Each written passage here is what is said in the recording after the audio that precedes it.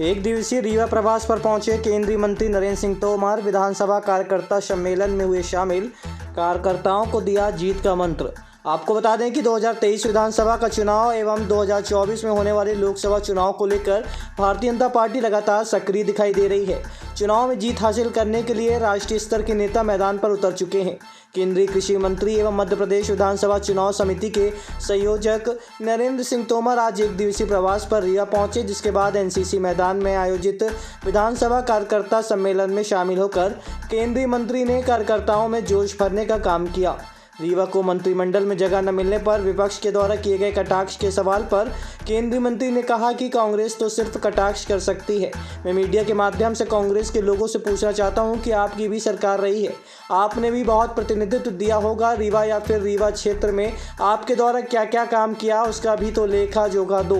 मेरी सरकार में कल कोई मंत्री था, आज कोई मंत्री नहीं है, लेकिन मेरी सरकार लगातार विंध्य के विकास के लिए समर्पित रही है। चारों तरफ अंधेरा है, पहरेदार लुटेरा है। और दूसरा नारा लगता था, जब तक रहेंगे दिग्गी तब तक घर में जलेगी डिब्बी, क्योंकि बिजली उस समय देखने को मिलती नहीं थी।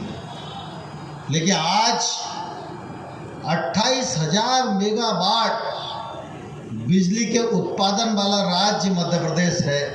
सब कार्यकर्ता मिलकर विधानसभा चुनाव की तैयारी में लगे कि विधानसभा चुनाव हमारे सामने चुनौती बनकर खड़ा हुआ है।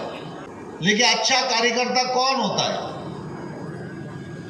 अच्छा कार्यकर्ता वही होता है जो चुनौती को स्वीकार करे और उस पर विजय प्राप्त करने के लिए योजना पर काम करे। हम सब इस बात को भलीभांति जानते हैं, व्यवस्था के अनुसार कुछ कार्यकर्ता नीचे बैठे, कुछ कार्यकर्ता मंच पर बैठे। मंच पर बैठने के बाद किसी को यह लग सकता है कि मैं बड़ा कार्यकर्ता हूं और नीचे बैठा हुआ कार्यकर्ता कोई छोटा कार्यकर्ता है। ऐसा किसी को लग सकता है, लेकिन मेरा अपना अनुभव और मेरा अपना दृढ़ विश्वास यह है कि मंच पर बैठे हुए लोग चुनाव नहीं जिता सकते। चुनाव जिताने की जिम्मेवारी और चुनाव जिताने का श्रेय अगर किसी को दिया जा सकता है तो नीचे बैठे हुए कार्यकर्ता को दिया जा सकता है। कांग्रेस सिर्फ कटाक्ष ही कर सकती है।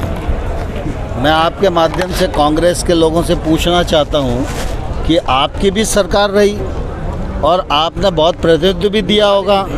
रीवा में या रीवा क्षेत्र में आपने कौन कौन से काम किए, उसका तो लेखा जोखा दो। मेरी सरकार में कोई मंत्री कल था, आज कोई मंत्री नहीं होगा, लेकिन मेरी सरकार तो लगातार विंध्य के विकास के लिए समर्पित है और मुझे इस बात का गौरव है कि विंध्य को आगे बढ़ाने में जो कुछ काम 2003 से हुआ है उससे विंध्य क्षेत्र में 4 चांद लगे।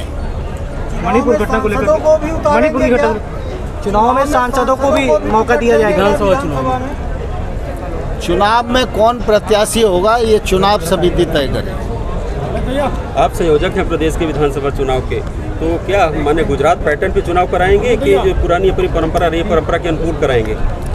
जीत के लिए जो आवश्यक होगा उसको अपनाएं। ये स्वाभाविक बात है।